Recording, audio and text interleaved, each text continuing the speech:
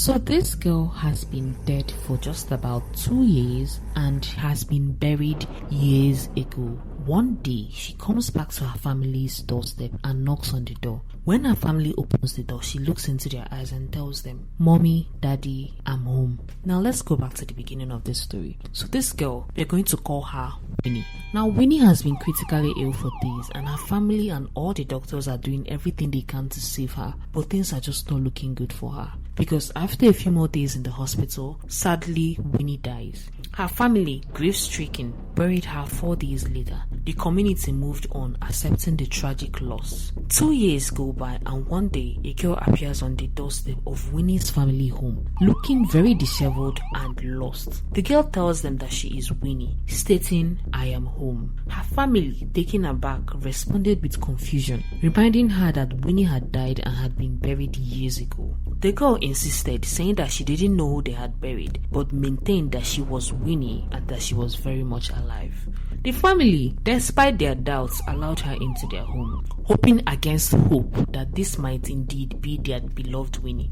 They were torn between skepticism and a desperate desire for this miraculous return to be true. Her resemblance to Winnie and her familiarity with family details fueled their belief, even as they grappled with the implausibility of her story. News of Winnie's apparent return spread like wildfire, and before long, people flocked to the family house eager to witness this extraordinary event. The police got involved to ascertain the truth. They took DNA and samples from the girl and her family, aiming to verify her identity. Simultaneously, they exhumed the grave to investigate her claim that a banana tree had been buried and not a body. Now, while the investigation was ongoing, the girl narrated a tale of abduction, claiming that she had been taken to a compound resembling a farmland, where she had been forced to work under conditions akin to slavery. She had described a state of mental manipulation and brainwashing, which kept her and others in a spellbound state.